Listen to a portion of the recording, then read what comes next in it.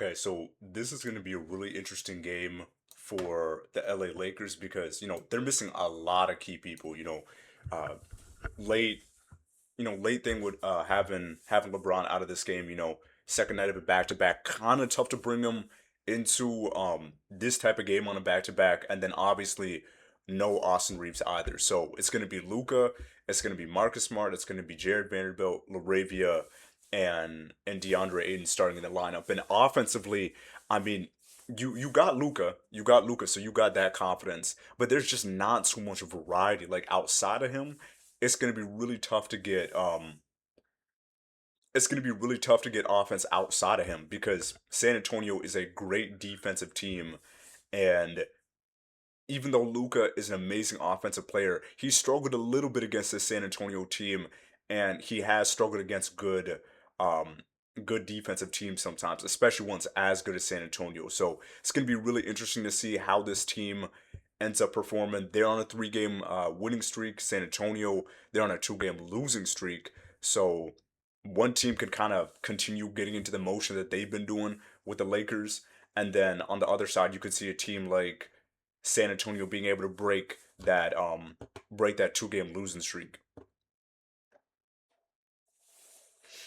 And ooh, Champagny with the open three misses that one. He had a pretty big night a couple nights ago, so that was good to see from him. Where I think the best part about the San Antonio roster is you've got your known guys, like you've got your Castle, you got your Wemby, you got you got De'Aaron Fox, like you got those three guys that are consistent contributors. But then you have a few really key rotation players too, and role players like Champagne, like Vassell, and from time to time Harrison Barnes.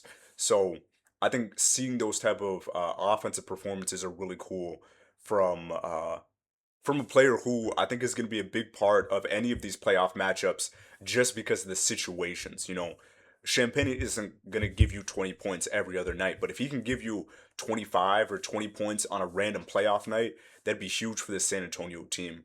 Because even though they're way ahead of schedule, they still have a few of those same flaws that they had last year when they were a 10 seed. But right now it's 2-1. I mean, everything is pointing towards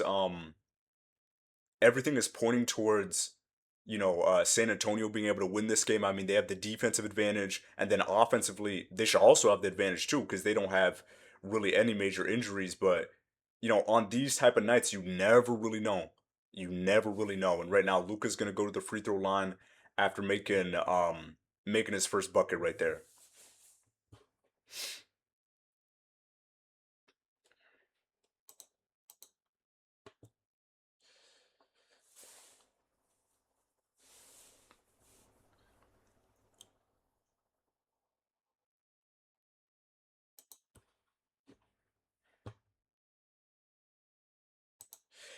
And Lucas also had a little bit of an interesting season where he was by far the best scorer in the NBA.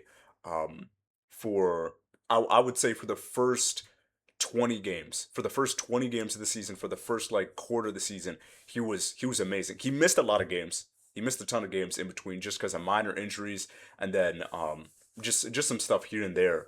But he was averaging 35. He was being super consistent even though his numbers have gone down a little bit, that I don't feel is like the biggest indication that he's having a little bit of a rough scoring stint. It's more so just not being able to put together as many consistent good scoring performances.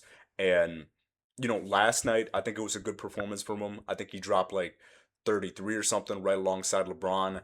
Tonight he's probably going to need a really big night going up against a San Antonio team who even though offensively aren't the most talented, they can they can really get on some hot streaks, especially when they're at home. And then Jared Vanderbilt, that's just a bad foul. That's just a bad foul. He's got the length and he's got the athleticism that I feel like he shouldn't need to close out like that, where he's right up under the shooter and he's gonna get subbed out early into this game because that's just a type of mistake where it's like you just didn't need to make that. You just didn't need to make that. So he's coming out early. You're gonna see Dalton Connect coming back in and again, this is gonna be a really weird game for the Lakers because their roster doesn't go 11 people deep. So if you got no LeBron, if you got no Rui, if you got no Austin Reeves, it's like who are you going to? Like who once are they just gonna run 6 or 7 people the entire game and just try to figure out what's gonna happen?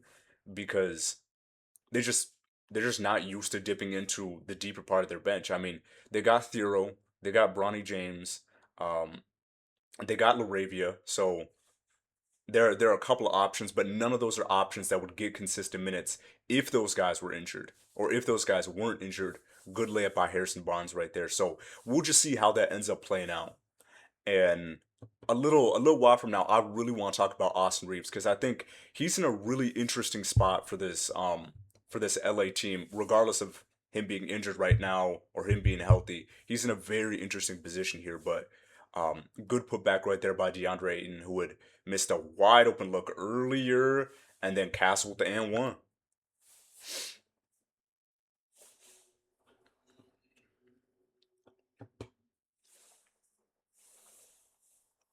And yeah, San Antonio, they're on a little bit of a cold streak, having three pretty recent losses. I feel like that's just what happens after you go on a hot streak. Um they'd won I think like 8 or 9 in a row, and then they'd lost to the Jazz, and they had a couple of games. I think they lost to the Trailblazers, and then just lost to the Memphis Grizzlies. And I think that's just what can happen is you feel like I don't think they felt invincible, but when you're on that kind of roll, I think it's hard to adapt to when you feel a little bit of adversity going going your way. And I think this is just like that small little blip of adversity for the San Antonio team early into the season, and it's going to be their ability to adapt and respond in these type of situations. And they're not the only ones. Like uh apart from LA and Minnesota, there are no other teams in the top six who are on winning streaks. Like Denver is on a pretty cold streak. OKC's on a cold streak. Houston's on a cold streak. So there are a bunch of teams in the West who are all kind of facing the same issue. And I feel like a big part of this is just the competition is getting even more competitive. People have settled in a little bit more, and it's just harder to build some of these bigger win streaks like you had because one every 5 games or one every 6 games, you're gonna match up with one of the top teams in the West. And even if you're not matching up with one of the top teams in the West, you're matching up with a really good team like Utah who can surprise anybody on any night. You're matching up with Portland who is competing with people really well. Or you're matching up with Memphis who's been playing a lot better recently. Or Phoenix, another team who's been playing really, really good. Like it's just so difficult, I think, right now to be able to build win streaks especially in the West, because there's just so much competition and everybody has started to settle in a little bit more. So I think this is a great chance for San Antonio to get themselves a win and bounce back from 2 losses. And I think for LA, it might end up being just a tough loss. And it's easy to kind of be like, I don't think you're ever okay with a loss, but not having LeBron, not having Austin Reeves, not having Rui, you're already in a really, compromising situation. So I think it'd be big for LA if they could just keep it competitive. Right now they're down six pretty early after giving up. I think they've given up like 2 or 3 and ones and 2 fouls at the 3 point line. So it really hasn't been crazy offense from San Antonio. It's just been kind of a lack of defensive discipline. And that's been the big part of this LA team is I feel like they can defend better than they show. It's just they have those lapses that kind of force them into difficult situations. And Champagny trying to get some space on Aiton, he gets right past Aiton and floats it up. Yeah. If you take Aiton out of the paint, that's giving so many options for these San Antonio guys. So Aiton trying to work 1-on-one with Cornette. Cornette's a pretty good defender. Ooh. And then bad turnover by Aiton. He's just not paying attention to where he's going or to where he's passing.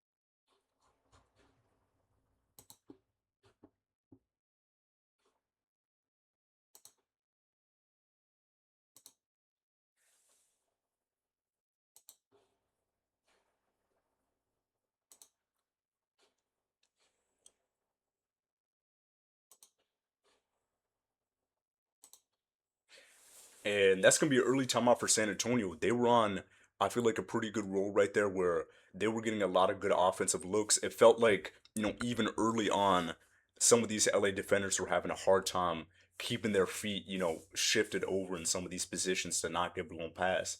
But some really good transition plays by this LA team, and that's the easiest way to deal with with a really good defense, and it's the easiest way to kind of compensate for your lack of like offensive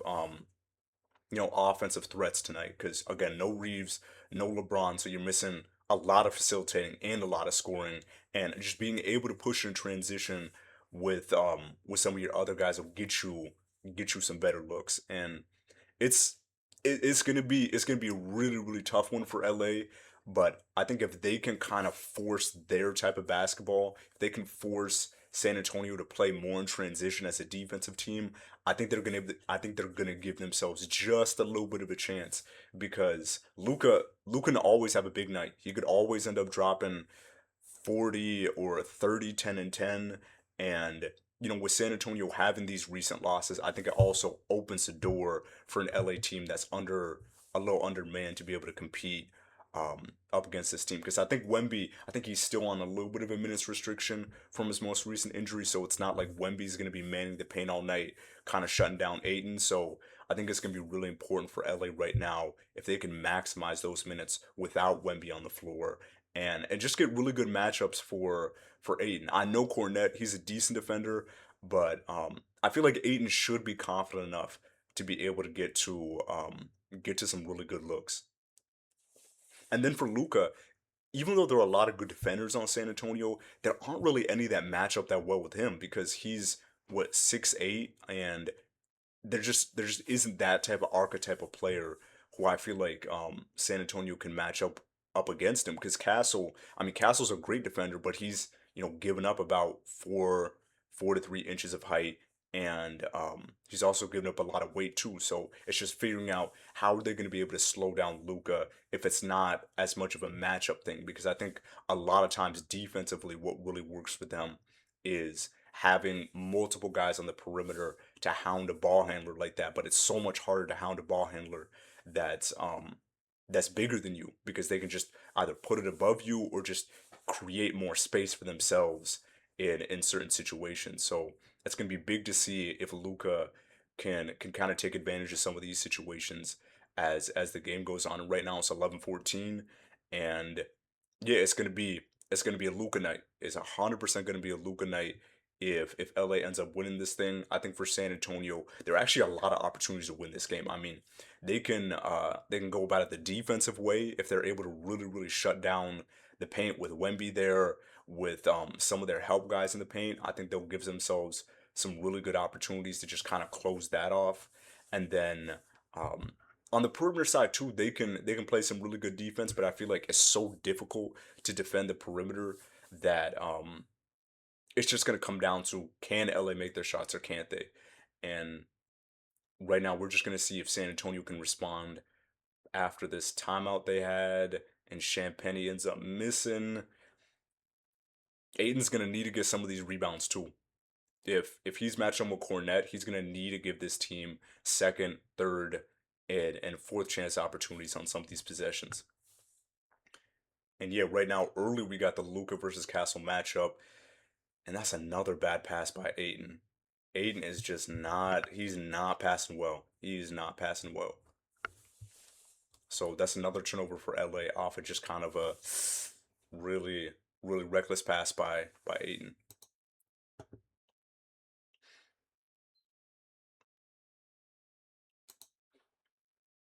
And Harper in the corner misses that three. This team is also, I think, a very a very up and down team when it comes to their offense, because their threes can be really, really on, or they can just kind of be eh. Like there were a couple games when they matched up with OKC where I think one of the games they had a bad 3-point shooting game. And then in some of the other ones they've been able to do a lot better. Luca pushing in transition, he has to force it all the way out, and it's gonna stay LA ball. But that was really good defense by Castle to just kind of force force Luka away from the basket right there and force him to just make a pass anywhere else.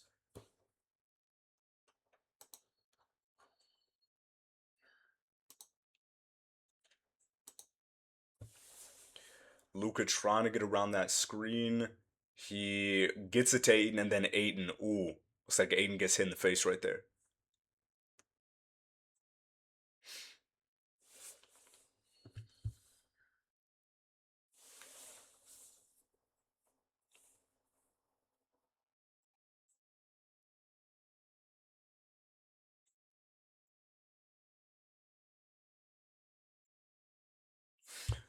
Okay, so Wemby's coming back in. That's gonna 100% change the dynamic of this LA team. Aiton in the paint has to back it out, and then Stephon Castle just ends up blocking Marcus Smart at the 3 point line.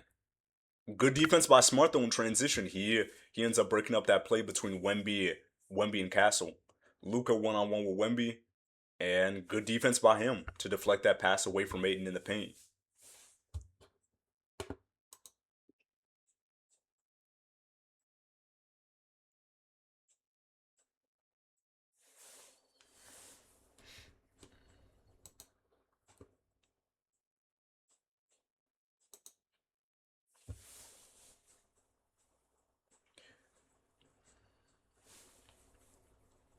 And offensive foul. So it's gonna go back to San Antonio right here.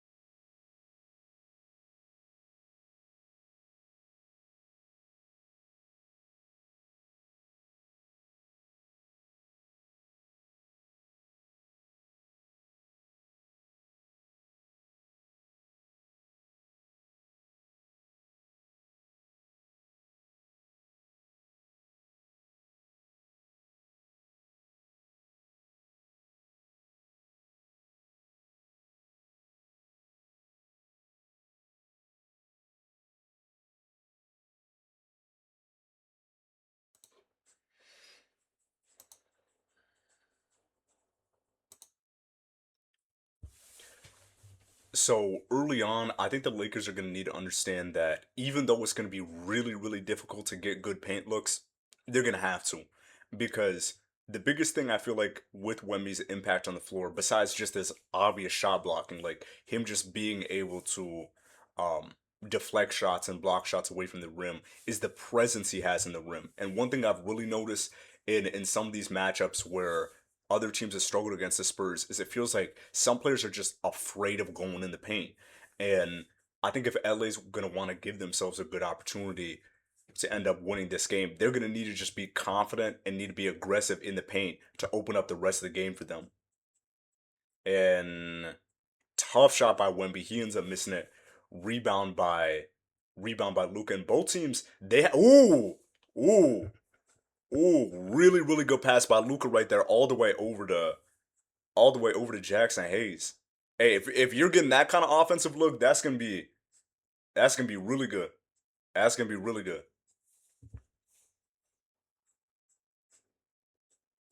So Luca from half court just flips it right over Wembenyama over to Jackson Hayes.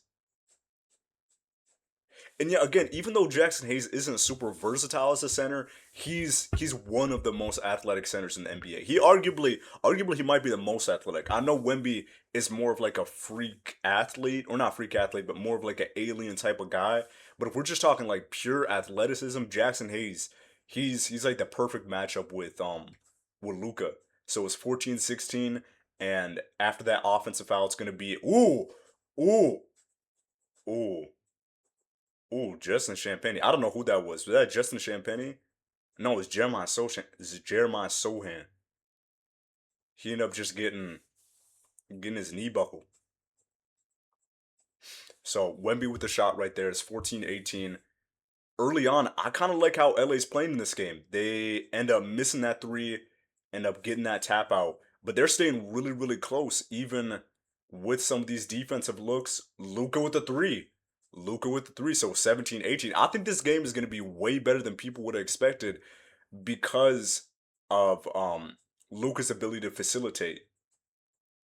And I think people need to remember too. Remember how good Luka was playing on some of those Dallas teams. Those Dallas teams didn't have a lot. Like they honestly did not have a that like they didn't have that many looks. Like pre Kyrie, you could have maybe said there was like a short amount where Jalen Brunson was like the second guy, but it wasn't Jalen Brunson. Jalen Brunson, Dinwiddie had some stints here and there where he was performing pretty well. PJ Washington here and there, but Luca's shown like some of the best players in the NBA that he can do a lot with a little, and I think this type of game almost kind of favors his older type of play where he's used to having a lot of guys who just kind of you know, fit as pieces more so than being like those star guys next to him. I 100% think Austin Reeves and LeBron being there would make this game even more competitive, but I just think Luka's ability to facilitate helps elevate the people around him enough that the game is going to be a lot closer than you'd expect if he didn't have that ability. And he's always had that ability to facilitate. So that's something that's really good to see.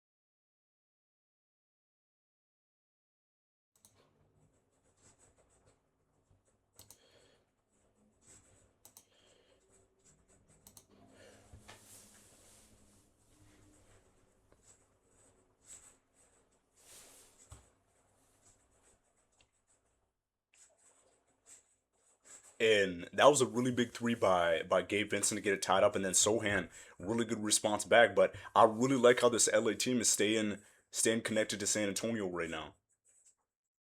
Ooh, and Luka almost a bad pass out of bounds. And yeah, Sohan.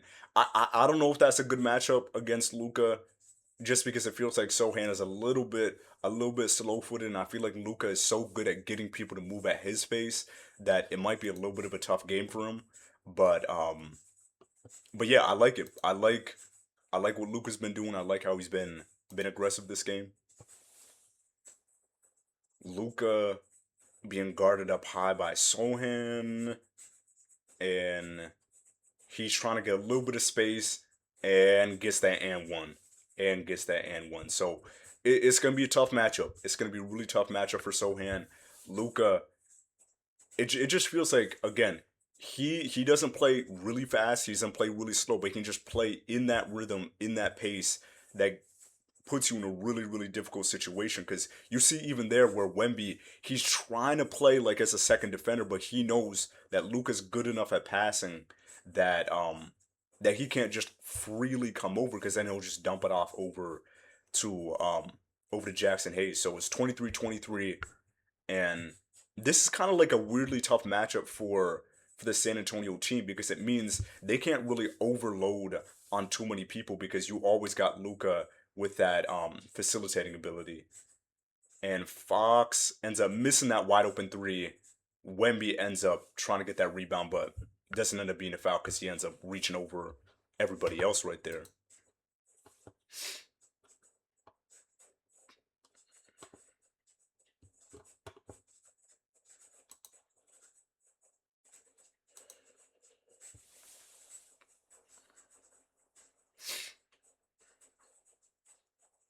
And ooh, good drive. Kick out to Dalton Connect, who ends up missing. He's gonna need to make some of these open threes. Vincent for three. He ends up missing that three. I kind of would have liked him to pass it out to the wing right there. Wemby going to the paint, and that's gonna be a block and foul on Jackson Hayes right there. Just going or just not giving Wemby enough space to land right there.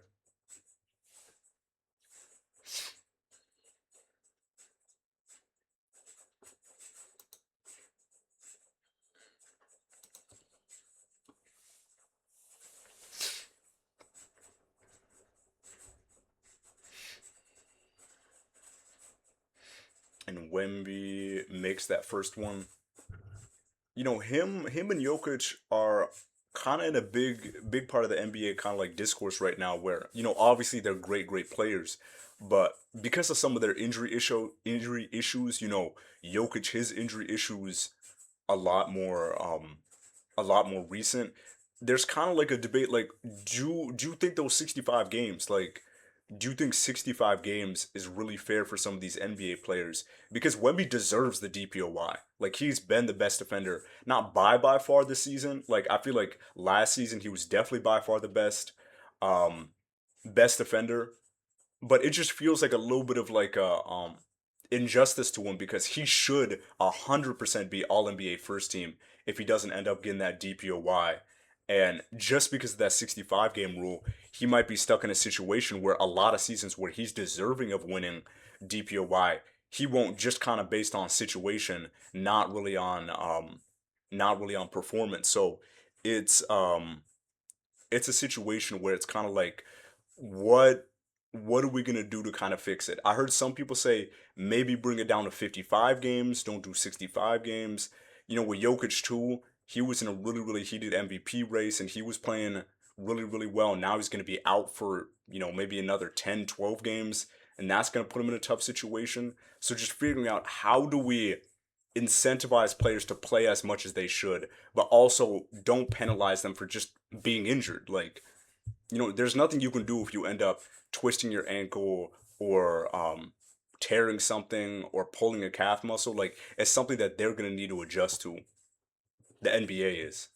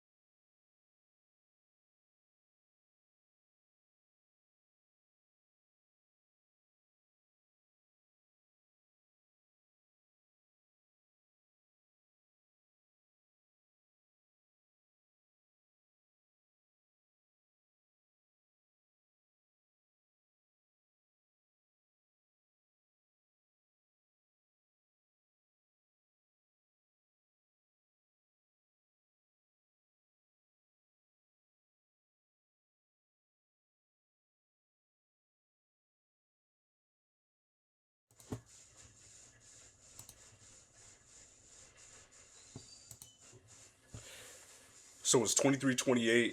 LA ends up missing that little jumper right there.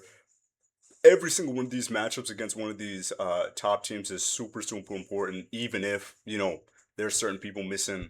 Um, and I think too for the San Antonio team having as deep of a guard rotation as they've had, it's going to be a little interesting to figure out what kind of matchups end up working for them the best in the long run because you got Harper, Castle, Fox, and just like what type of combination of those players is going to work out best for them because they do got a lot of good opportunities to to have like really high level matchups. Like they've got a couple of really elite ball handlers. Castle being a great scorer, um, Fox being a great scorer. Fox is a great scorer. Castle is a solid scorer, and just giving yourself more options. I think with that ball handling ability in some of these different lineups is going to be super important for them.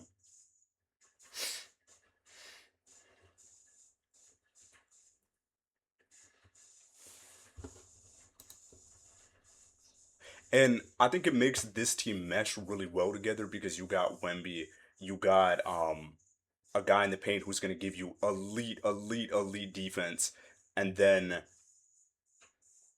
oh shit, oh shit, there's a lot going on. There's a lot going on. You got a guy giving you elite defense, but then you also have the opportunity to have other guys kind of help him out with that ball handling ability, so he's not put in compromising situations where he's having to overhandle the ball, and it just really helps out balance this team out because that's a big thing for some of these teams that have superstars is can you have guys alongside them who end up um balancing out people's strengths and people's weaknesses and that's something that San Antonio has done a really good job of getting the opportunity to draft someone like Dylan Harper at the second spot and then getting a really smart trade for De'Aaron Fox. Like I still don't understand how Sacramento didn't get. I feel like they didn't really get anything back for that Fox trade. I think San Antonio had the advantage of that knowing that it was a disgruntled star on one side, so they were kind of at other teams' mercy for the trade options. But still, they did a great job of getting like as much value as you possibly could in that situation, and putting yourself in the best position for the short term and the long run.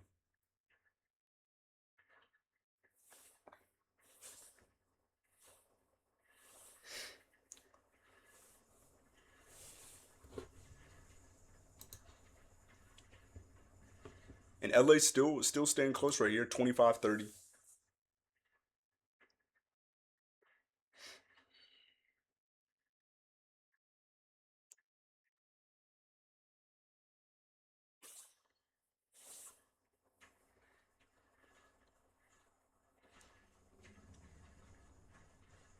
And I think what's so impressive too is just how quickly they were able to balance out their roster. Like it wasn't something that took time after time after time. Like it wasn't again, it's not bad to take years and years to fill out your roster in the right type of way. Like I feel like Denver has done it in like a little more traditional of a way where they've balanced out their roster. Um, over maybe a span of like 7 or 8 years, just trying to figure out what's going to be the best thing for them. Um, and San Antonio's just kind of sped up that process really quickly. This LA team is really surprising because they don't have that balance. They have a situation where their team is very lopsided in one direction, but it's still working for them. Like for the most part, it's still been working for them. They're at the three spot. Um, they're at the three spot in the West. So it's just figuring out for them, you know, knowing that you can play at this high of a level, talking about LA, knowing that you can play at this high of a level with your roster at this imbalance, what are the steps that you can take to kind of fill these needs a little bit better?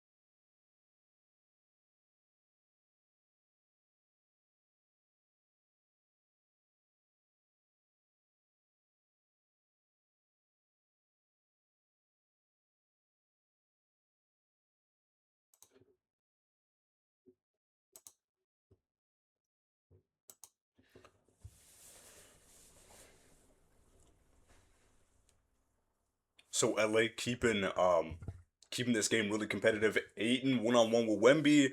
Ooh, and bad pass by Wemby. So good, really good defensive pressure by DeAndre Ayton. He's not really known for being too much of a defender overall. Like I think I think he's got like some good defensive tools, but just a really good job on that possession, especially just leaving that um mid range really difficult for Wemby to capitalize on and forcing him to pass in a difficult situation. So Luka trying to look for the lead right here. He great pass over to Laravia, and Laravia ends up hitting that shot. They're forcing so many bodies over towards Luca that they're leaving at least one or two wide open people on the 3 point line. So it's a 9-0 run by LA right now. It's 32-30. Fox for three. He misses a three. And yeah, this San Antonio team, they're not a terrible 3 point shooting team, but they do have a tendency to go on cold streaks. And that's every team though. Like it's not just them. Luca with a really good pass right through the legs of one of um San Antonio's defenders, and it's 34-30. And it's so weird because when this was Luca and Austin Reeves, I think it was Luca and Austin Reeves. I think they were both playing together. When it was both of them, the matchup was, way lopsided in the other direction. And Aiton one-on-one with Barnes. Barnes has such a slow layup package, but it always ends up working because he just positions himself in a lot of the right spots. So great job by Harrison Barnes just getting himself a layup. He was one of those people I mentioned on San Antonio, Harrison Barnes, Vassell, and Champagny, who could be huge role players for this squad.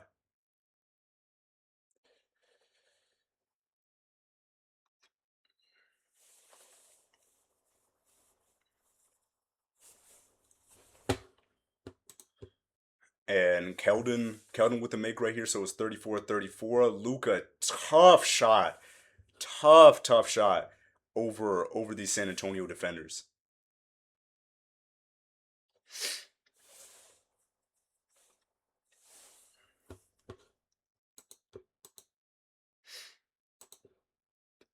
Laravia, ooh, that would have been a big three. That would have been a big three for Laravia. Would have been able to make that wide open one. Fox almost gets the and one. He ends up missing it though.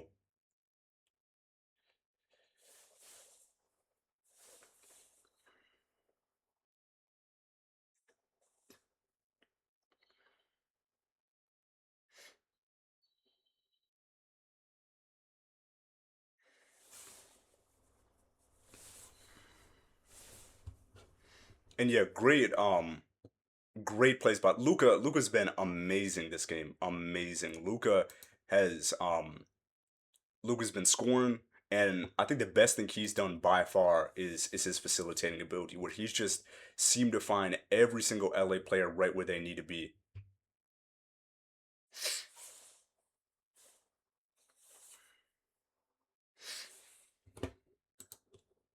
And right now, Aiden's going to take a little bit of a break, so that means LA is going to be a little undersized with Jackson Hayes. But Jackson Hayes, I like the balance between the two LA between the LA bigs because they're pretty polar opposites. Where Aiton, he's a more imposing figure in the paint as a defender, and I think he's a little bit not a higher IQ player. Actually, yeah, I would say he's a little higher IQ just in like the basketball sense because he has that experience with Chris Paul, um, playing playing alongside each other and being in pick and rolls and having that kind of connection. But I like Jackson Hayes giving that other feel as a big because he's a really athletic kind of rangy big who can get you other looks that Aiden wouldn't be able to do because he's just not as quick and not as athletic. And he doesn't give you as much defensive upside, but I think he makes up for it on the offensive side of things.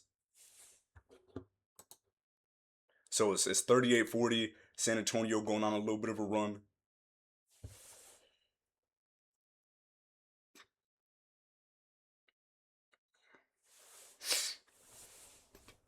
And it's going to be a 3 point opportunity for Keldon. So really good job by him.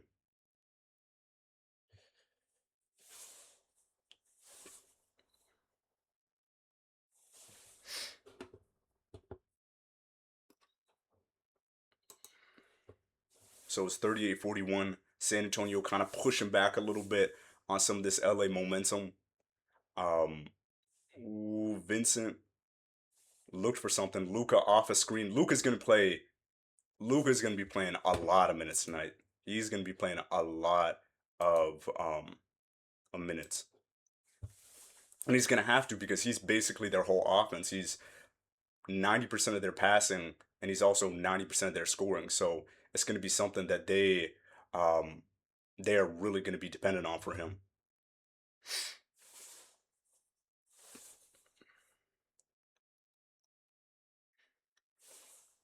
And Luka's limping just a little bit, but like the announcers were saying, you just can't have a situation where Luka isn't playing most of the game, and he's just gonna kind of tough it out with some of these LA guys, um, not being there to kind of help him out. Because usually you'd be able to balance out Luka and LeBron because you are losing a little bit of scoring with LeBron, but that facilitating ability, it's not going down that much with him being in the game because LeBron has always been a great, not a good, he's been a great facilitator his his whole career.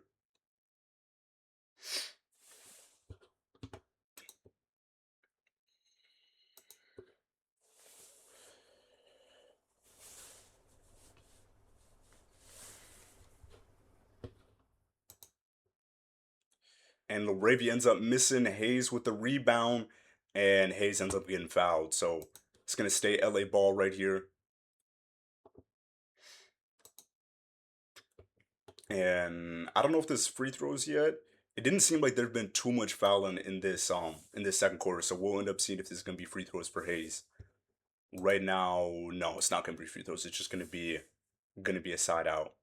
And great job by Jackson Hayes to kind of revitalize a little bit of his image because I feel like a lot of people were just trying to replace him with any kind of big coming up for this team, and he's done a really good job of like um making the most of his situation where he's being there to be, a traditional run and dunk big, and kind of just maximizing his strengths, knowing that um there were at times where he was on the chopping block. So really good job by him to really good job by him to just kind of stay there, get the minutes where he needs to get the minutes. When the Aiden's been out, he's done a really good job of filling that space. And I just really like it. I really like that Jackson Hayes, even though he's not like the type of big that you traditionally want on your team, he's really adding to this LA team.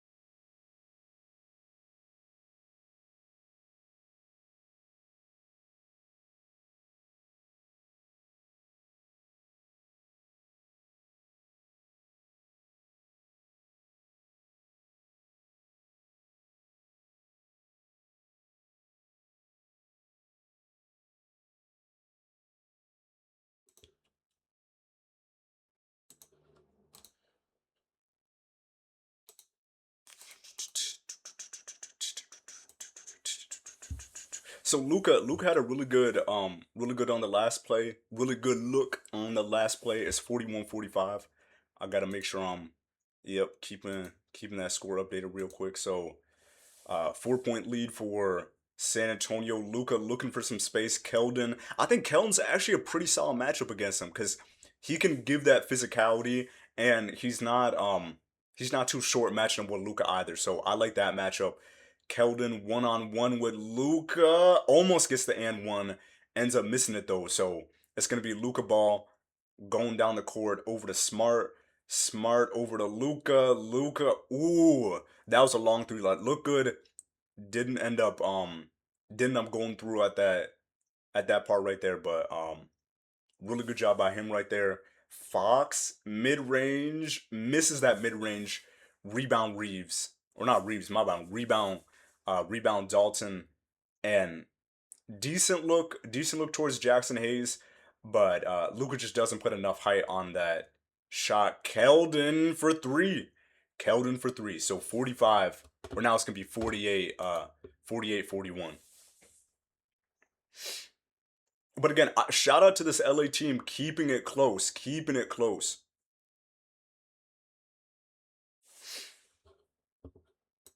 And Luka gets the lay-in. Luka gets the lay-in. And I wish there was a way to explain how Luka is able to get into some of these spaces without having the burst of speed that a lot of these, top players have. Like, I guess Jokic doesn't have that crazy burst. Shea is like an in between. Like Shea, he's not as quick and athletic, obviously, as Anthony Edwards or someone like De'Aaron Fox. But he also has more, more speed than a Luka. So it's just interesting watching a guy who really has to pick apart offenses or I guess pick apart defenses through his type of through his type of pace. So it's interesting to watch. It's really interesting to watch. And it's if you're cheering for your own team against them, it's so frustrating watching them play because you're like just just stay with him. Just stay with him. It's not like he's blowing past you. It's not like he's doing a really quick crossover most of the time to get some space. He's just finding those little spaces right there um to get you good looks. And it's going to end the first half 43-48 right now. 5 point lead. Luka looks gassed though. I don't know how many minutes he's played, but I feel like he's close to around like 20 or something minutes. So I would say you kind of got to play this 50-50 because even though this would be a huge win for this LA team if they were able to beat San Antonio. At the same time, you don't want to risk injuring another one of your main guys, especially a guy who's been injury prone throughout the season. And he came to your team last season off of a different injury. So it's going to be that balance between understanding that you need Luka, 100% need Luka in this game, but at the same time you don't want to you know, take the short term and destroy the long term. Like take the thing that you get right now and end up forgoing anything that you could have in the future by being just a little over aggressive on its minutes. But that's gonna be halftime. I'm gonna be back with you during the second part of this game, and it looks like it's gonna stay competitive throughout because San Antonio has had opportunities to push away, and Luka and the Lakers have responded at every single turn.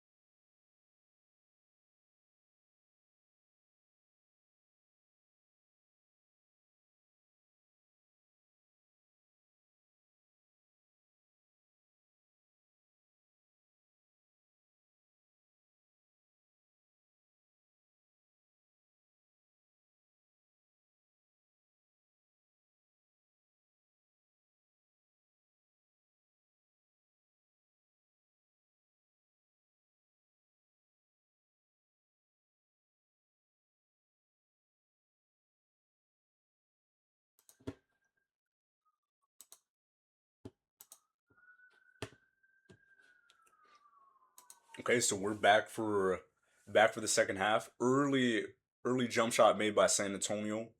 Um, and yeah, I just don't know how's LA gonna manage some of these minutes for Luca because they just can't be forcing um Luca to play like 45 minutes tonight. Another turnover by LA because they don't have any other ball handlers besides him either. Because Reeves would be that help ball handler um behind Luca, and then you usually have LeBron also bring up the ball. I think nowadays it's probably smarter for LeBron to be the off ball handler, and have Reeves and Luca be the main guys. But yeah, Luca's just had a lot of responsibility this game. Great pass over to Vanderbilt. He ends up missing it, but then um, good putback right there. Good putback right there by Laravia. But yeah, I want to talk about Austin Reeves because ooh Laravia with a really good steal right there. He just ends up jumping one of those pass lanes and getting a one-handed steal. It's 45-52, 7 point game right here. Good steal by Castle, and that's gonna be laying for Fox. Aiton tries to contest, but Fox is just a little too quick on that other end to get over to it.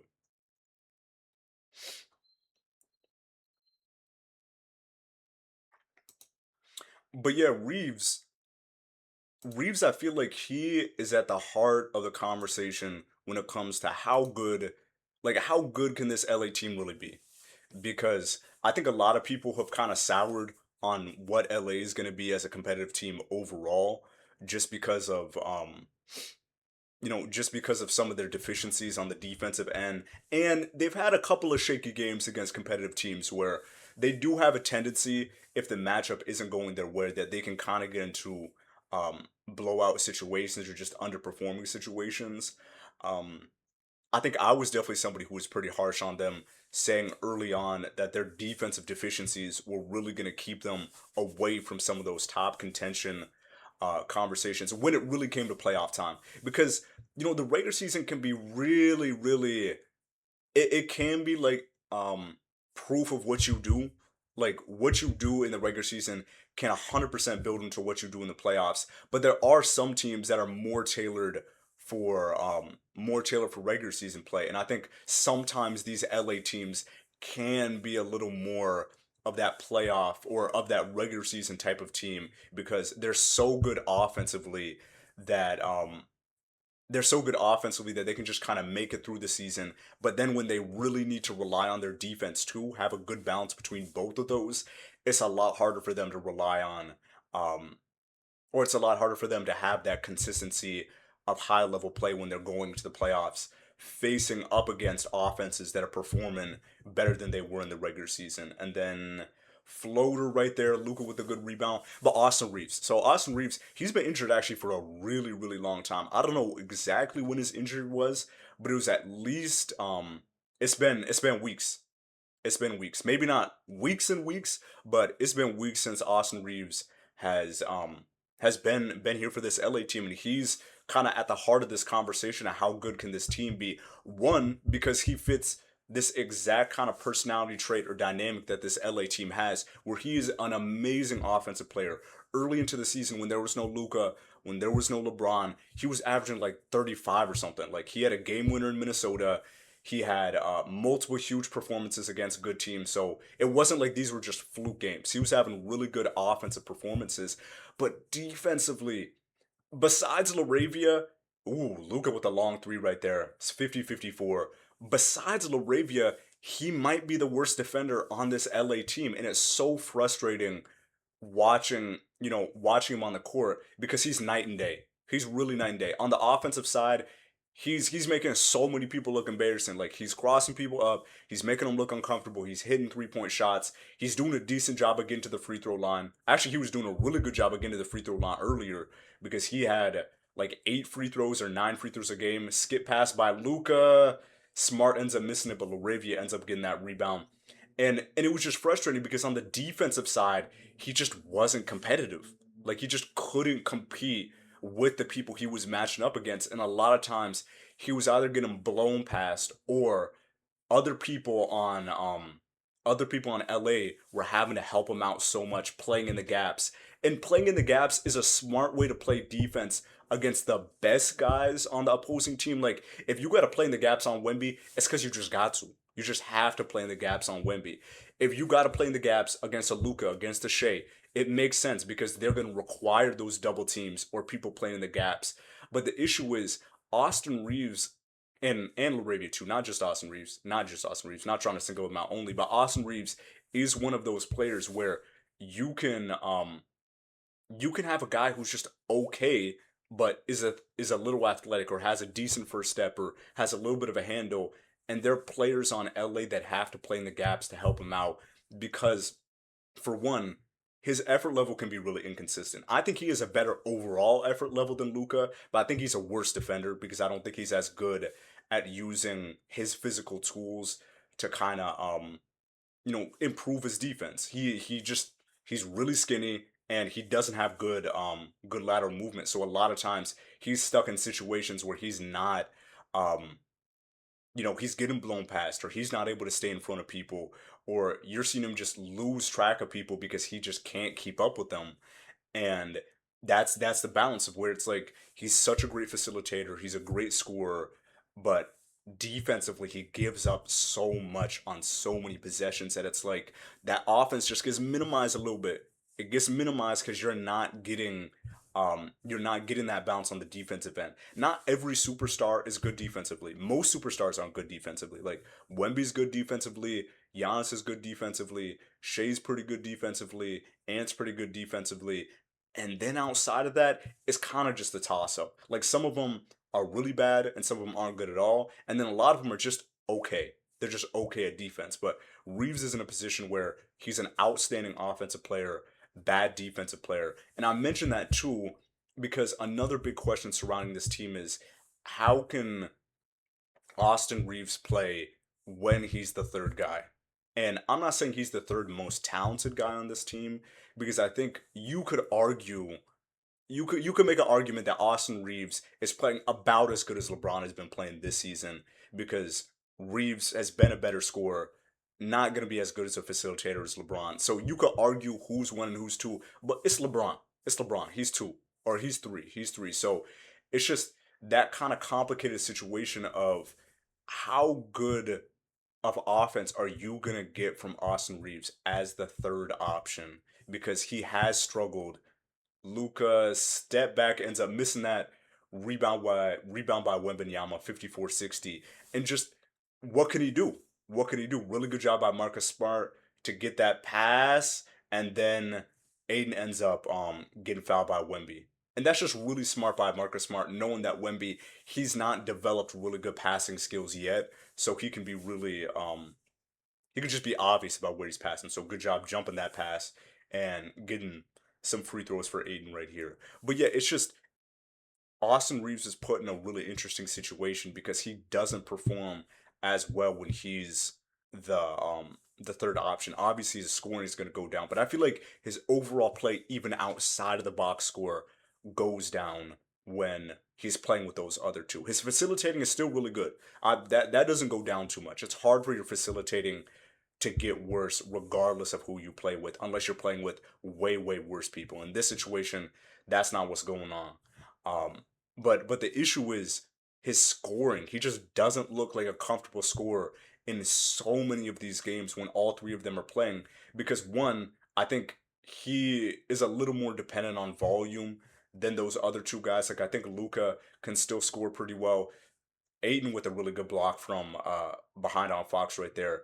LeBron is really good at playing on lesser volume for scoring, but it feels like Austin Reeves is still at the point where he just looks uncomfortable if he's not getting those same type of looks on the offensive end when it's just him, or maybe it's LeBron and him, and that's something that I think they're gonna need to really remedy because if you're not getting the best version of Austin Reeves' offense, but you're getting the worst version of Austin Reeves' defense, then it just puts you in a situation where obviously you have to give him minutes, but it just puts you in a predicament where you're like, ooh, what do I do?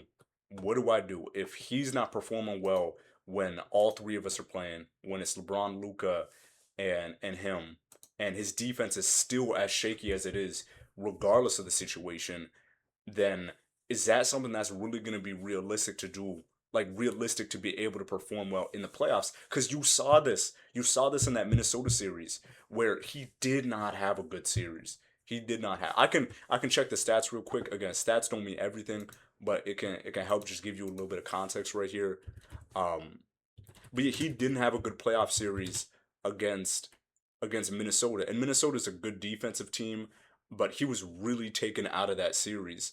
And defensively, he wasn't doing anything. Like I think a big reason um why Minnesota was able to get that upset was one, of course, the big issue. Like they didn't have a true big, so Rudy had a really good series. But there wasn't any other, like there wasn't any defensive pressure that Minnesota was facing outside of that either. Like maybe you could argue Vanderbilt was doing some good defense.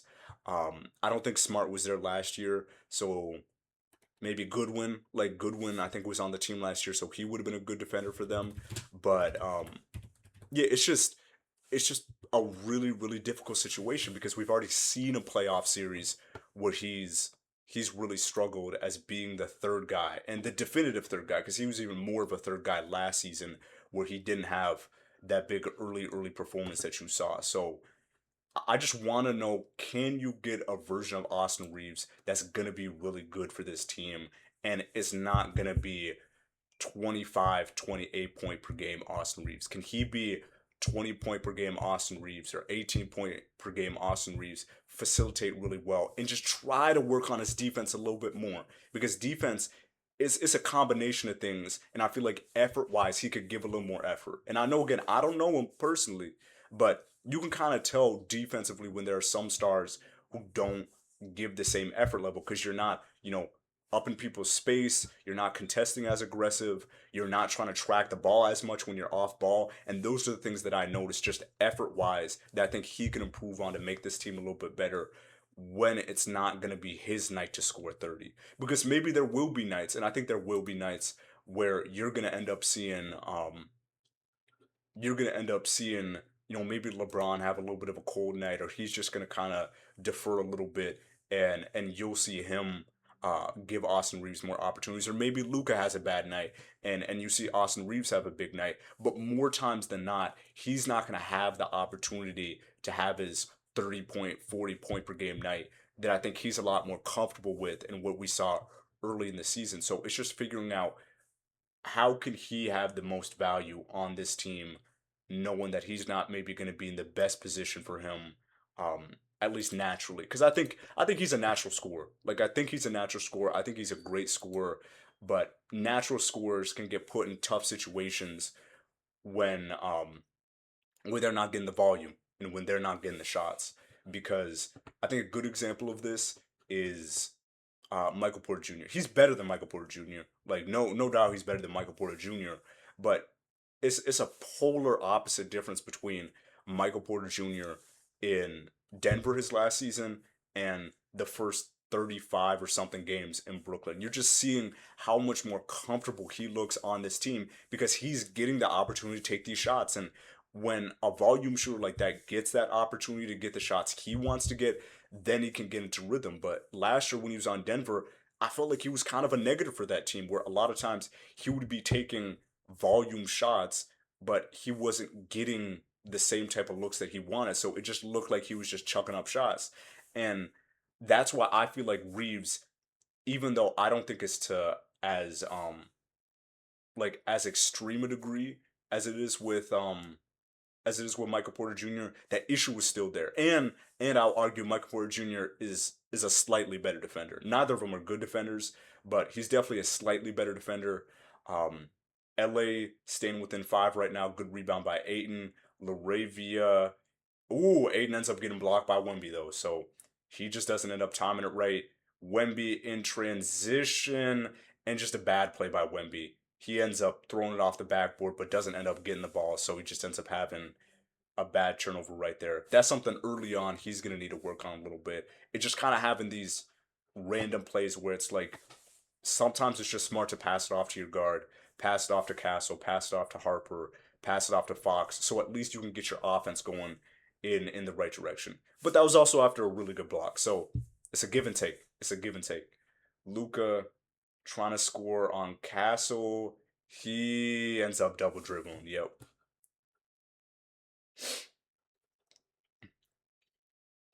But yeah, Austin Reeves, they should have his games against Minnesota. Where are these Minnesota games at?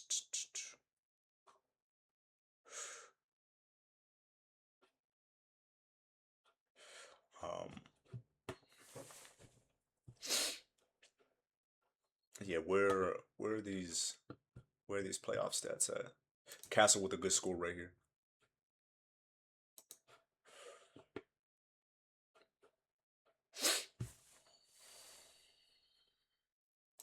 He ended up having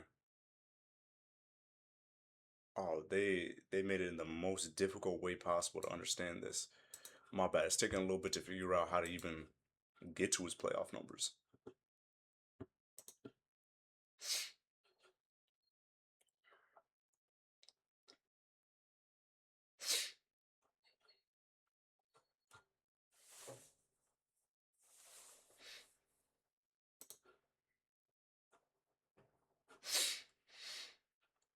Okay, there we go. In this Minnesota series, he ended up having 16 points, 16 points, 20 points, 17 points, 12 points. So, not the worst, not the worst thing in the world, but he was shooting consistently 35, 38, 38. So he had 3 games where he was shooting like 30%. He had one really good game where he was shooting 50% from the field, and then a game he was shooting 42% from the field. But he was shooting, 37% from three, and it just didn't look good. Even outside of the stats, he didn't look comfortable as his normal self. And he tends to have at least one or two really off offensive games when all three of those players are playing in like in a certain stretch. And I'm just hoping that you know, LA can find a way to one kind of fill in this gap defensively that this team really needs, and then just figure out a way for Austin Reeves to be able to be comfortable offensively, knowing that he's more comfortable as a guy who's getting 20 plus shots a game versus someone who might be getting 10 shots one night, 18 shots another night. Like just being able to adjust right there. San Antonio going on a big run right here. They're up 12. Luka with a good skip pass and good floater right there by Jackson Hayes.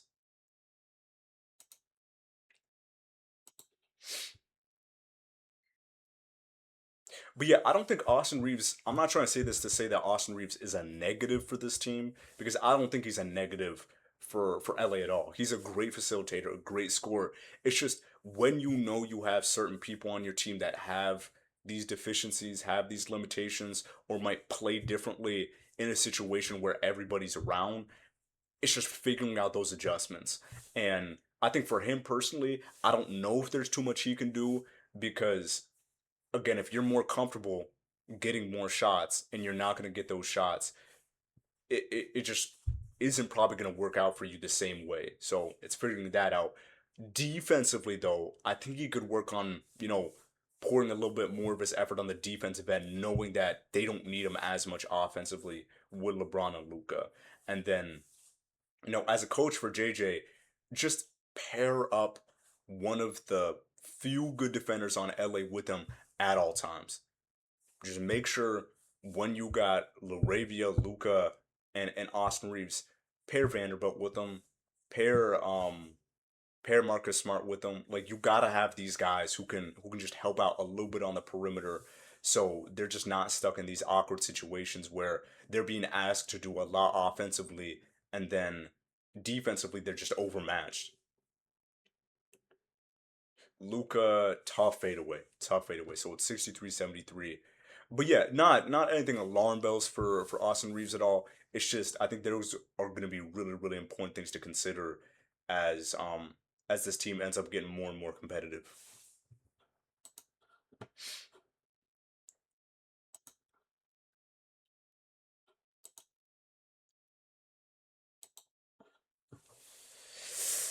LA's down by 12. Dylan Harper with the steal. but good play in transition by Dalton Connect. He ends up getting a swipe down, and it ends up going off Harper. So really good job by Connect to get get that transition play to stop, because that would have built a lot of momentum for the San Antonio team. The most they'd been down earlier in a comeback was six, but 12 really isn't that much. It's not that much. They don't have the offensive guys that will give me a lot of trust in them coming back, but they still got Luka. They still got a couple of hot streak shooters like Marcus Smart can be a hot streak 3-point shooter. So can Laravia. So we'll see how this ends up going for them. But I think as long as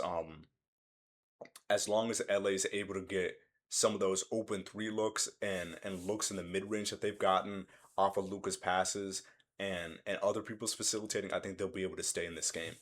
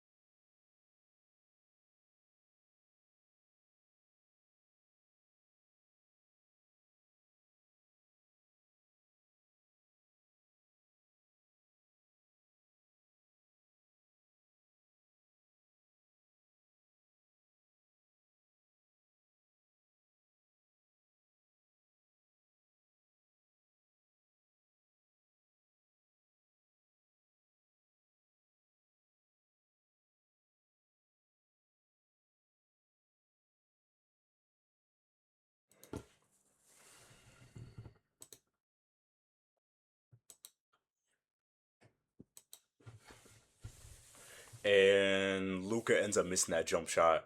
Kind of would have been nice to get it to 10 right here, because San Antonio is one of those teams who plays really, really good at home. I think they got the um, second best home record in the NBA, just behind OKC. So it's just figuring that out. They are. They definitely are. Like early into this game, it wasn't that bad. Like honestly, they were they were keeping in this game. They were like staying competitive. Luca was kind of carrying them. But right now, I'm a little worried for LA. I'm a little worried for LA. I still think they got a chance. I still think they got a chance. But if Wembenyama starts to come back in and he's making it really difficult for Luca to get into the paint, and then LA stops hitting their threes, I don't know about this game. I don't know. Wemby has a lot of minutes left. I mean, yeah, he does. He does. Cause I think I think even with his player restriction or minutes restriction, he's still got like a good amount of time to play. Like he hasn't been on the floor that much, but you never know. I swear you never know. He gets 24 tonight. Do you know do you know how many minutes he's played? Cuz right now, yeah, I'm not 100% sure how many minutes he's played. My bad. I gotta update this score real quick.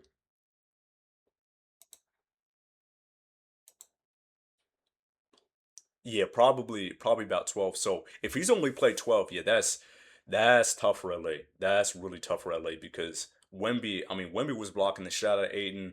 I feel like Aiden has just done nothing this game. Like I know this was going to be a tough matchup for him because Wemby's always a tough matchup for anybody, but he's got to help out Luca just a little bit more because what is Luca supposed to do when he can't pass to any of his bigs in the paint and then some of his shooters aren't hitting threes anymore? It's like you're putting him in an impossible situation.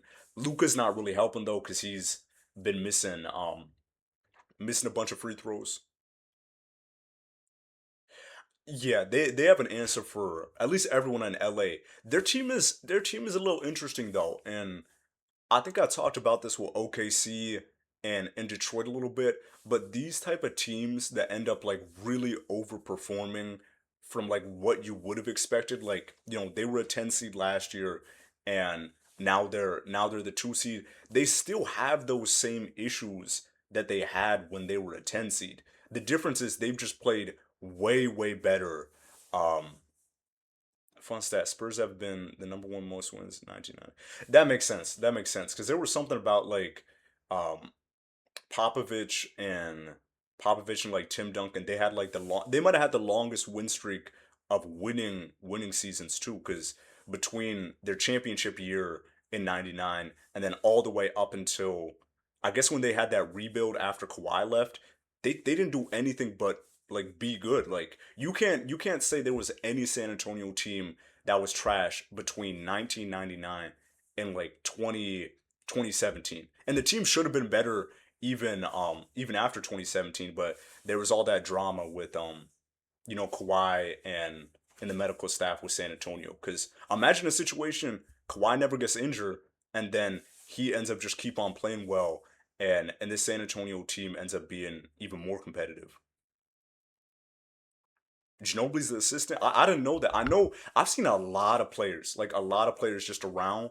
Um, the most surprising dude was Dudley. I don't know if you know that one dude on the Nets. Uh, is it Ryan Dudley? No, it's not Ryan Dudley. It's something Dudley. But he's on the coaching staff for one of these teams, and I swear every single time I see a player as like an assistant or something, it always surprises me.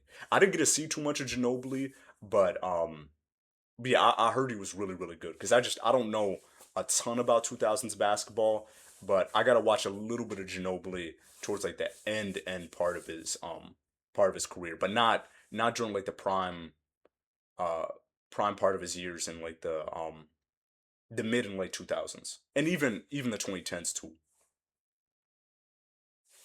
What type of play style does Ginobili have? Because I feel like people don't really. I know about the step back, like I know, or not the step back, the Euro. Like I know about the Euro he does, but like who does he play like? Because I feel like I don't see too many comparisons with Ginobili and other people. Like, does he have like a unique play style?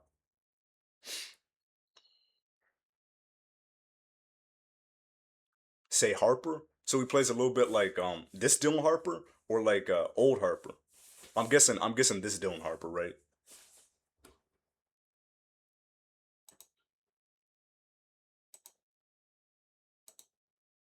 Oh yeah. Yeah. Okay, that kind of makes sense. So he's he's like not super he's like not super dominant on either side of the ball. Where it's not like you're not gonna get like a huge scoring night from someone like Dylan Harper, but he's just super well rounded overall. Like he doesn't give up much on the defensive side, but he's also like a really good facilitator. And he can score when he needs to too. Like I don't think Dylan Harper is gonna be a bad scorer. He's just not like that's just not really his thing right now.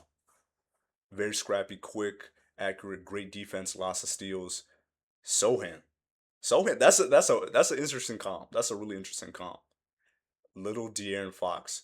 So kind of just like just a mix of some of those guys where he probably has like the on ball presence of someone like Dylan Harper, where he's got like a really good handle and he's just like, he's got confidence with the ball, but then maybe he has a little bit more, like a little bit more agility and quickness, like someone like De'Aaron Fox. Because does he have like the athleticism of De'Aaron Fox? Because like Fox is really really athletic. Okay, okay. Yeah, Sohan's defense is pretty good. Handle plus Fox, sprinkle of Sohan plus defense. Okay, okay. Honestly, he feels like he'd be a perfect for the he feels like he'd be a perfect fit for this team right now cuz I feel like they have a couple of those guys like that combination like what you're saying right now. I feel like that reminds me a little bit of Vassell too. Like Vassell kind of has that ability. Like he feels like that quick guy who has a really good handle on the ball and is pretty good defensively too. Like Vassell's somebody who kind of sounds like that a little bit too.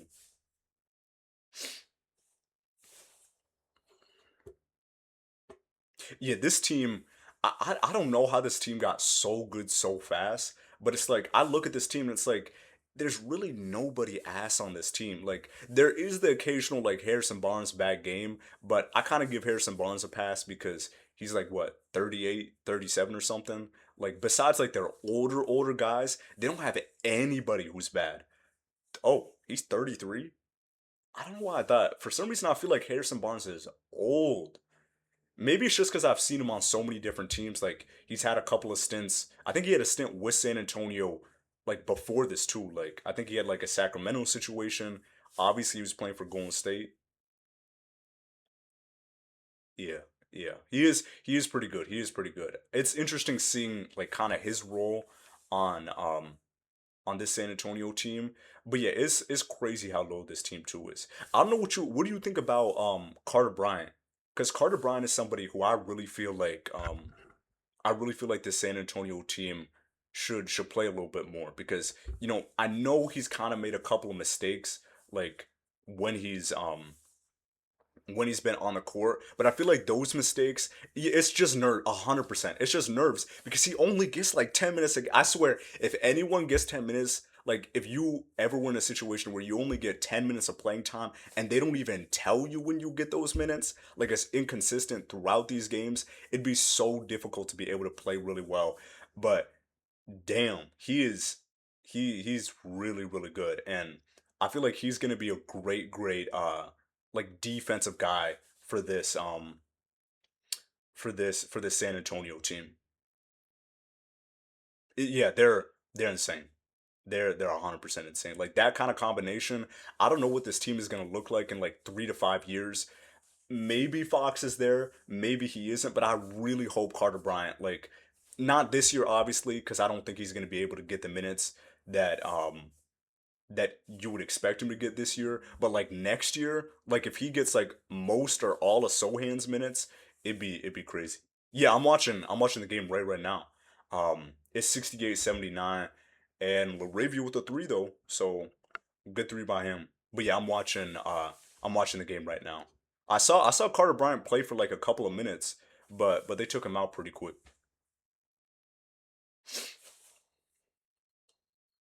But yeah, right now San Antonio's got the ball, and yeah, Sohan's on the court, not Carter Bryant. I wish Carter Bryant was getting those minutes. Ooh, damn, damn. I don't know how Wemby is so good with how little minutes he played. He had like 30 last night in only 25 minutes. Sohan covering Laravia. I feel like that's a good matchup. Early in this game, I'm not a coach, but I really didn't like it when Mitch Johnson had Sohan covering Luka because that's such a bad matchup for Sohan. Like Sohan's a good defender, but Luka, he's like this weird matchup against some people where I just feel like defensively he has a hard time keeping up with them. Yeah, I mean, besides the fact that Luka's just a great scorer, I just feel like how he moves is just so weird that it's hard for Sohan to actually pick up on defensively. Like, It's the same thing why like someone like Jaden McDaniels is like a really really good defender, but he gets cooked by Luca. He gets cooked by Luca because Luca just plays like I don't even know. He plays like Jokic a little bit, where they just move at like this speed. It's not fast and it's not like really really slow, but it's just like a little move, a little weird. Exactly, exactly. He looks like he moves like every single step is like just it's just freestyle. Like he doesn't really know what he's doing. Jackson Hayes with a good lane right there. And that's why it's so hard to guard him because he doesn't make the moves you'd expect. Like even someone like Fox, you'd expect Fox to be a way harder guard than Luca, but he isn't because Fox does like more normal shit. Like you know what Fox is trying to do. Fox is trying to like burst past you. He's trying to do a crossover. He's trying to get into a step back. But Luca just does whatever the fuck he wants. Like I think part of that is him playing professionally so early on let him be comfortable at his own pace. Like I think that's a big thing for um a lot of these international guys is you see Giannis, you see Jokic, you see Luka, you see Shea. None of them really move the same, and I feel like a big reason for that is because early on in their careers they kind of got to and Wemby, yeah, my bad too, and Wemby, they all kind of got to figure out their own pace because they were playing competitively against competition that wasn't just American competition. And it's not like American competition is worse because I think it's still the best competition, but you just see so many players play similarly if you end up doing like the AAU route or do collegiate stuff too. So Wemby, damn. Um so right now 76-83, it's a damn, it's a 17-point lead for them. I don't know if LA can come back. 100%, 100%. That's why San Antonio is so I think so good too that they got like a balance of like some of these American dudes where they play a little shiftier, they play a little bit more predictable, but they're just hard to keep in front of. Like Castle. Castle I feel like plays kind of predictably, but he's just so strong and so quick that it doesn't really matter. Wemby just does whatever the fuck he wants. He might step back in the mid range. Ooh, I'm like 3 seconds back. Damn, damn, yeah, that lob by Sohan to Wemby was really good. I can't wait to see this Wemby Jokic matchup. I know Jokic is gonna be out for like another like 2 to 3 weeks, but I need this year Wemby playing up against Jokic. Yeah, Sohan's a good defender, but you don't want him handling the ball. But yeah, just having other people who don't play in the American system, I feel like helps your team out so much more because it just lets you play in different ways. Like you can't tell me there's any player in the NBA that plays like Wemby. Like obviously he's 7'4" and he's Wemby, but he just plays so like I don't know his own pace. So I think that really helps out this San Antonio team. And even guys that aren't international, like someone like Carter Bryant, I feel like he doesn't really play normal either. Like he's kind of got his own thing going too, where he's like a super athletic defender. Honestly, Carter Bryant, you know who Carter Bryant kind of reminds me of too? Is he reminds me of like a bigger version of a men, where a men like a lot of what he's gonna be doing is just gonna be off of like his athleticism. Not that he can't handle the ball because he's gotten a lot better at that, but I feel like Carter Bryant is like San Antonio's version of a Men Thompson. He's a little taller than a Men Thompson though, so it's a little different. But I think he could I think he kind of grow into that role if San Antonio gives him enough minutes. Uh, do you do you watch Houston though? Houston Rockets?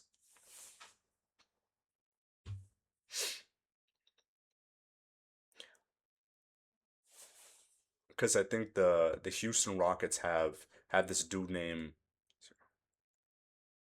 yeah he's on the Rockets. He's on the Rockets. Yeah, he. I'm trying to. I feel like you've had to have seen him like maybe just somewhere because he's like a pretty popular player. Um, I think the Spurs played him kind of recently, or I feel like the Spurs have played Houston sometime this year. He is a little aggravating to watch because he is one of those players where it's like you love him to be on your team, but you kind of hate him if he's not. Like he's not as bad as Draymond because like Draymond, it's like I can't stand watching Draymond if he's uh if he's not on my team. But Amen does kind of have some of those tendencies where he does like little dirty shit. Draymond does crack me. He's funny because he's such an asshole. Like Draymond is like one of the biggest assholes in the NBA, but he's kind of funny about it. Like I know like him choking out Rudy isn't like a good thing, but I swear it's so hard not to laugh when he was choking out Rudy cuz like who does that? Like Rudy didn't even do anything to him. Rudy was just minding his business and all of a sudden Draymond just in the back of his head, he just get like all the testosterone going to the front of his head and he just ends up doing shit like that. Yeah, yeah. A lot of nut kicks. A lot of nut kicks. Choking out people, stomping on Nurkic. Um, I feel like he punching pool. Like he's even punched his own teammates too. So Draymond, I mean, sometimes I wonder how Draymond's still in the league because like he's not as good as he used to be, and he still does like the same type of crazy shit. But I feel like people have kind of gotten like almost normalized to what Draymond does because he has like one crazy play at least every year. So it's crazy that he gets the minutes, but I think that's maybe what Amen is kind of going into a little bit, where Amen is um not like dirty dirty, but he's just aggressive kicking Wemby's nuts, and I see him and I'm like, damn, you have to punch him. Yeah. Yeah, he definitely have to punch him. I mean, did you see that Draymond Wemby play um like maybe a month ago where Draymond was trying to push Wemby like out of the paint and then Wemby just dunks the shit out of him. And yeah, he'd 100% have to punch Wemby in the nuts. Like sometimes I'm looking at these matchups and it looks like when Draymond's crouching, Wemby's nuts are in his face. Like um that's how short he is. Yeah. Yeah. That was one of my favorite plays this season. Like Draymond is like such an instigator that I love when another player like actually ends up matching his energy. Because a lot of times players are just trying to be like, okay, it's Draymond. We're just gonna let things happen. Like it doesn't matter. Like it's cool. But yeah, that's one thing I really like about Wemby is he's not one of those players who like backs down from people um being like that. Because the best thing to do like with Draymond is just be better than at the shit he's doing. Just troll him more. Like that's what you should do. And yeah, I think San Antonio they got this game easy, easy, easy. Yeah, they're up by 21. He okay. I I don't know how I feel about that because it's like Draymond. I think 11. Huh? Draymond. Draymond does that kind of thing all the time where he'll like shit talk teams and he'll shit talk players, but then after they end up beating him, he's like, "Yeah, I gotta admit they're kind of good." And it's like, I get it, you're giving credit because they actually, um, did shit even while you were talking shit, but it's like maybe just take the loss. Like you don't need to be like that guy. Like, oh, good job for beating me. Like I don't know. Draymond does that thing all the time on his podcast.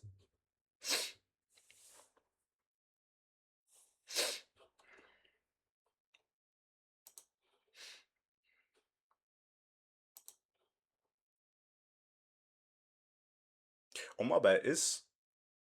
I had the score behind. It's 78, 89, so it's a little bit closer than I thought. It's an 11-point game. So yeah, he's got a huge ego. He's def I feel like most NBA players do, but Draymond definitely does because I swear that's a thing that's so frustrating with Draymond is because he was on that Warriors all those Warriors championship runs, I feel like he still acts like that same version of Draymond. So whenever people just like try to call him on shit, or people just try to say something about him, he always just says 4 rings, 4 rings. It's like the same thing Clay does. Like whenever they're in any type of argument, they always just go back to I got 4 rings, so you can't say shit. And it's like I get it. Like winning does give you some of that credibility to kind of say what you want, but at the same time Draymond just says stuff that it's like Like, what are you talking about? What are you talking about? Like, OKC fans pre Spurs losses. I gotta be honest. I'm an OKC fan. I gotta be honest. I'm an OKC fan. So I kind of understand what you're saying, but I am an OKC fan. But yeah, the Spurs. I mean, the Spurs have belted at us. Like they've gone at us. They've 100% gone at us. Like I don't know how you guys match up so well because I can't like none of these games have been fluke games that you matched up with us. Like every single one of these games, like the first game was really close in the cup game. I think the second game was kind of close. I think you guys won by like 10. Um but then the third game, you guys blew us out by like 20 points and it's like it feels like every time we match up with you guys, it's like you guys end up getting way better in that type of situation. Just a big toolbox, basically. Yeah, yeah, yeah. What's with this deep hatred? Like, I know people mentioned that like Chet. I think Chet and Wemby used to match up when they were kids. Like there used to be like these FIBA tournaments or like these World Youth tournaments where they used to play against each other. But I still don't get it. Like, where's the hate coming from? Like, I swear, I feel like Chet acts like he doesn't even know Wemby, and every single time Wemby sees him, he's just like, I don't know, he just sees red or something. I mean, shout out to Wemby though. If you if you're doing that to Chet every single matchup, then keep on doing that thing. But the hate is real. The hate is 100% real. Like, I'm trying to think of another player who hates on um another dude that much. Actually, Draymond or Rudy. Like Draymond is like the same way to Rudy too. Like Draymond hates the shit out of Rudy. I don't know if you've seen any of those. He does. Not probably not like in real life. Not in real life. Did you see that? I see Sohan with the three. Was it Sohan? Because right now, maybe I'm a little. Oh yeah, yeah. I just saw that Sohan three. He doesn't really shoot those. Like I'm surprised he hit though. Okay. Vincent ended up getting that three. It's a 9 point game. I think San Antonio is gonna close it out. Harper with the ball. For some reason, they got no Wemby out right now. And Sohan, he's 1-on-one with Luka. I'll take that matchup right there. But yeah, the hatred for Chet is like I don't know where it is. I don't know where it is, but I don't think it's going anywhere.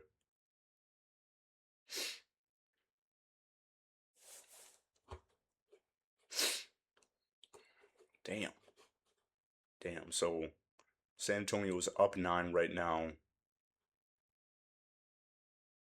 KJ. And that's a good shot. That's a good shot. I like how Keldon Johnson plays so much for this team because he used to be kind of like one of their main scorers. Like I think like 2, 3 years ago, I feel like I remember him being like closer to like a 20 point per game scorer. And like he's done a really good job of like um adjusting to his role. Cause like he hasn't played worse like recently. It's just like it's kind of tough to get those same type of shots. Castle with a really good move right there. When you got guys like Castle and Vassell and Wemby and Harper and Fox. Yeah, he stepped aside to help everyone else. Yeah, yeah, he was super selfless about that. Like some players could like get in their feelings or try to kind of like step away, but he just kind of took it on the chin. Do you know we got a llama? Why did he get a llama? Why did these NBA players get we I mean, okay, if I was an NBA player, I'd probably get whatever like I'd get whatever I want, but that's like what do you do with a llama? What do you do with a llama? He has a farm? Okay, a farm, yeah, I actually kind of like the farm thing though. Like having a farm with animals, it's just llamas. I don't trust those things. Like those things, they're gonna smile on your face and then they're gonna spit in it. So I don't know. I don't know. Number one contender for six man of the year. He's definitely up there. He's definitely up there. I think it's like him. Um, I know he doesn't score as much, but I also like Isaiah Stewart out of Detroit. He's number one right now. Do you know the second and third ones? Because I feel like Isaiah Stewart and AJ Mitchell should be should be two and three.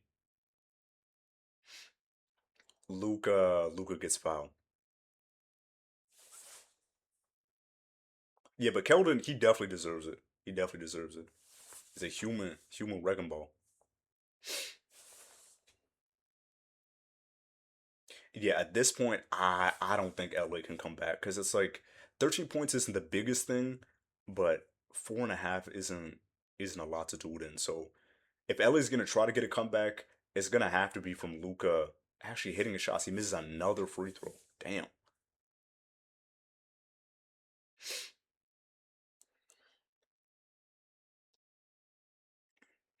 damn. Luca, you gotta make your free throws. You're 9 for 15. He makes the second one. So it's gonna be 86-98. It's a two point game right here. Um, yeah, I mean, shout out to the Spurs. I think this is a really big win for the Spurs though, because they had that tough loss in Memphis. Did you watch that Memphis game? Because I was kind of paying attention to it like as it was going on, like the later parts. You hate the Lakers. I low-key don't like the Lakers either. Like I used to I like watching like some of those old Lakers stuff. Um like the Showtime Lakers and the 2000s Lakers. Oh, that's why. My bad. Of course, you're a Spurs fan. Of course, you hate LA. Of course, you hate LA. I mean, it's like a blood feud. It's like a blood feud. Yeah, it makes sense. It makes sense. I don't think I have real hate for LA, but I definitely don't like them that much. Do you think you guys are gonna end up matching up in the playoffs? Oh yeah, yeah, because you guys were going like back and forth. Like obviously they had those like 3 years or something, but the Spurs were going like back and forth with LA in the playoffs a ton. They were going back and forth all the time.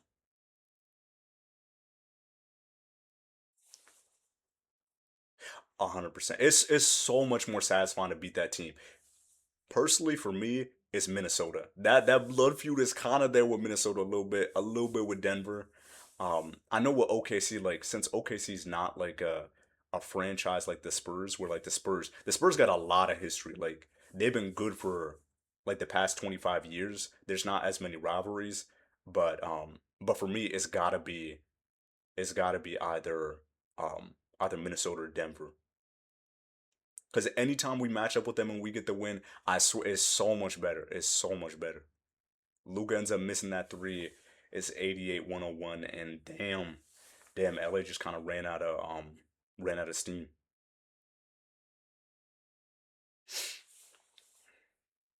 You guys got one of the best fan bases too. Like even when you guys weren't like in this type of situation, because it's easy to have fans when your team is winning. Like even when your team had like Dejounte Murray and your team was like starting that rebuild, your fans were like always there. So that's a really cool part about San Antonio. And they got some of the best jerseys too. Like for a while, I was kind of frustrated with San Antonio because it felt like they were giving us the same jerseys year in and year out. But since they've gotten like that blue, pink, and orange kind of like graffiti thing, it looks really good. Like their city jerseys, they got one of the best city jerseys. Yeah, the Fiesta ones, one of the best city jerseys in the NBA. Like besides maybe Minnesota's what's it called? Besides, are those retros? I guess Fiesta jerseys might be a little bit of retros, a little bit of city jerseys. Besides Minnesota's Purple Rain jerseys, they might be the best. They might be the best.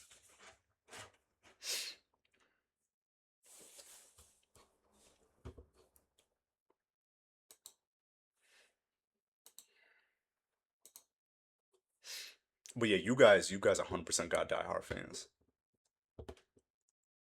Also, how do you get such good big man luck? Like you went from David Robinson to Tim Duncan to Victor Wembanyama. Like most teams don't get one of those dudes in their team's history, but you guys have got three MVPs. Well, I'm just guessing that Wemby's gonna become an MVP. Like you'll have three MVP bigs, all of them good defensively.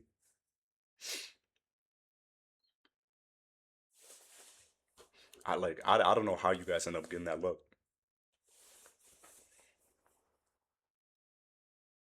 Wemby, ooh, I don't know what Champagne's doing. Champagne just pass it up to God. Who do you think who do you think the Spurs' like biggest matchup in the playoffs is? Because I think the Spurs are good enough that they could compete with pretty much every team, but I feel like a big part of these playoffs is going to be just like who you match up with. OKC. Do you think there's any team like besides OKC? Because right now, like even though I think OKC is the best competition against them, if we're just talking about teams, do you think there's like any matchup that the Spurs kind of would be like, ooh, we know they're better than them like on paper, but it would just be kind of difficult to Pist. You know what? Pistons kind of make sense because they're like really physical. Knicks could also kind of make sense because both of the games you guys have had, it's been like really competitive, and they ended up getting the first win. You guys obviously got the second win, but I think the Knicks are a really good matchup. Um, did you pay attention too much to how Cat was playing against Wemby? Because for some reason I feel like Cat would play like really bad against a player like Wemby because like Wemby he's like a great defensive player and Cat is kind of like almost all offense. Damn, Wemby fade away off the glass. Damn, damn.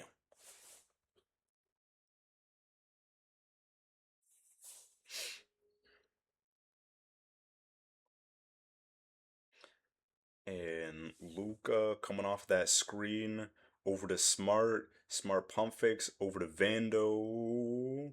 Vando ends up missing that three. Yeah, Wemby was like really skinny coming into San Antonio, but he put on a ton of muscle um like in these past couple of years. Like I don't know how you end up putting on it looks like he put like 10 pounds of muscle in like one summer, but he's not really getting bodied anymore by someone like these more physical bigs. And he got another fadeaway. Damn. Shaolin Monks, Hakeem Olajuwon, KG. Like he got every single package you could have got um as an NBA player. Like he talks shit like KG. He's got like the peace of mind of a monk, and then he's got the post moves of a of Hakeem. Keldon, easy layup. How do you do like I get he's tall, but how do you have the flexibility to get your foot like 90 degrees up in the air and kick? For some reason there was like four basketballs in the net or whatever, but I don't get it. I don't get it. Wemby's a freak. Wemby's a freak. I thought for the longest that Giannis was like the craziest player in the NBA because he just seemed like nobody could guard him. But Wemby, I just don't know about Wemby. I think a big part of it too is like him. I think he played like a lot of soccer, didn't he? Like I feel like he played a lot of basketball, but he also played soccer too. So maybe like that flexibility um and foot movement helped him out a lot. Cause Luca's pretty good at soccer too. Oh yeah, 100% with the stamina. Because like for somebody who's 7'4", he doesn't really get gassed. Like I've seen like other dudes like he gets less gas than Luca does, which is crazy. At 7'4", he gets less gassed than a dude who's like 6 to 8 inches shorter than him. Whatever conditioning he's on, he's doing it. He's doing it.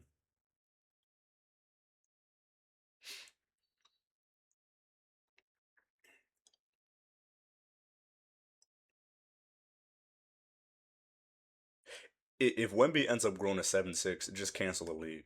Just cancel the league, man. If he grows to 7'6", because he's not gonna get like more. He's not gonna get uncoordinated if he ends up growing 2 inches. He's just gonna be like the same freak athlete, but just blocking more shots, dunking more shit, and just it's just gonna be impossible to guard him.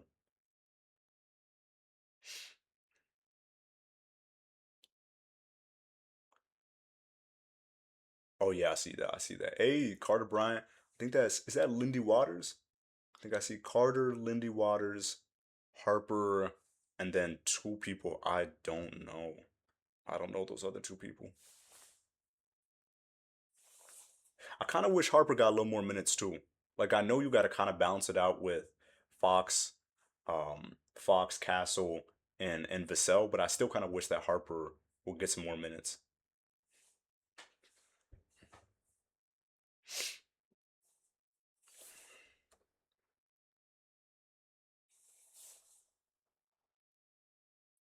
See, why is LA trying to shoot?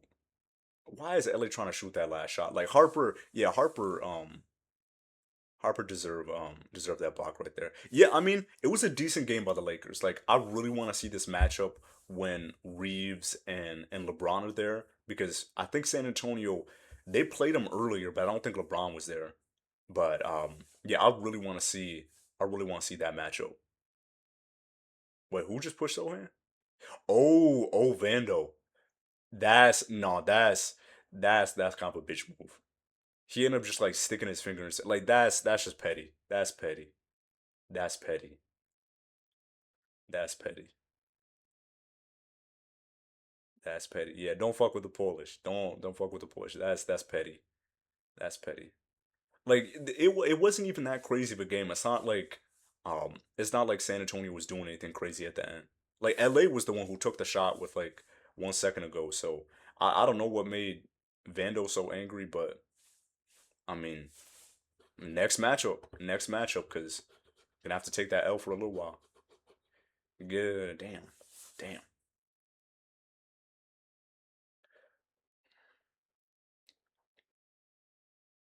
He okay. Sohan does kind of seem like that guy who would talk shit from the bench, because he always has that smile on his face. Like he always does. He always has that look like he's about to say some shit to you. So maybe just like right at the end of the game when they're trying to shake hands, he was trying to say something.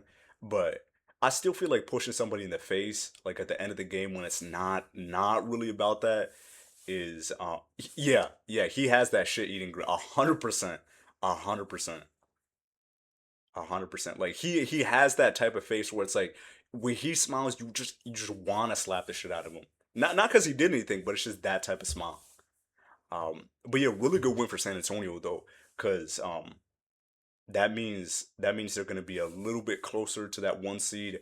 Now that means I think what's his name? I appreciate you for the follow. I appreciate you.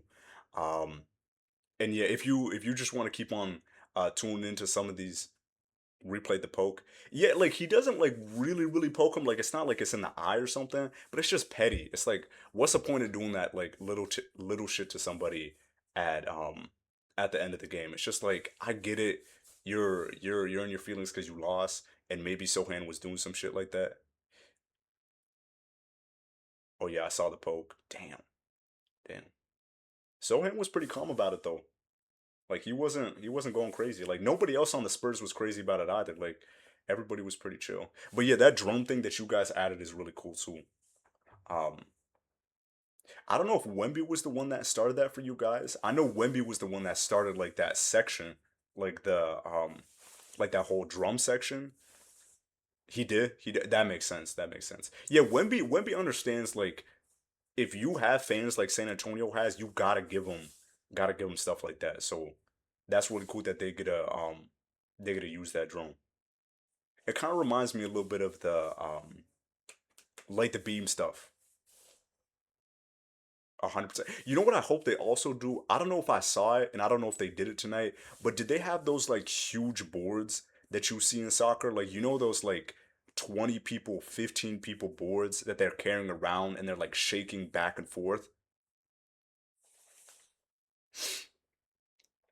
Wimby's mom's got to be like 6'10" or something. Yeah, I swear, I wish every single NBA team did that. I know it's a little harder in the NBA because you don't want like people to like not be able to see the game, but I just wish for like some part of the game they ended up um they ended up doing that.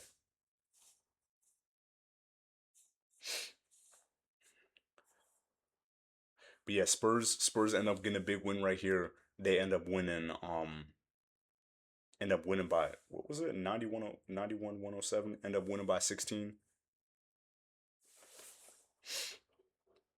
Oh yeah, I think I'm like 15 to 20 seconds behind, so they're probably gonna show the graph right here.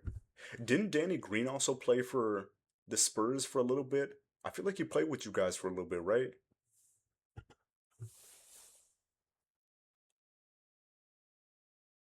He did, yeah, yeah.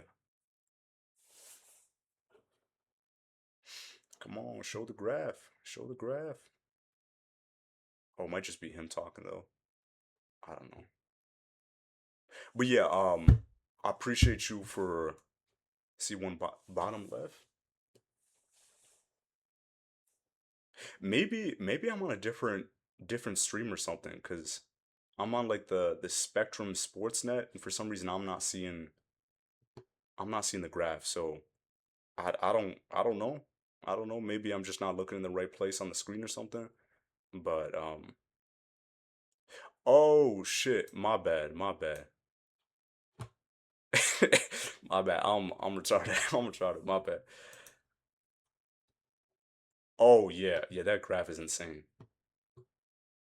Yeah, I think LA, you can see this small little dot, and I think LA for like it looks like 20 seconds, they had a chance to win this game. For like 20 seconds, they said they're gonna win by like 50% or something. But yeah, the rest of the game, it was just all downhill.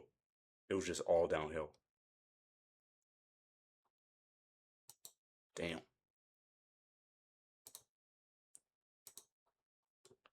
damn, damn. Um, Yeah, I appreciate you. I appreciate you.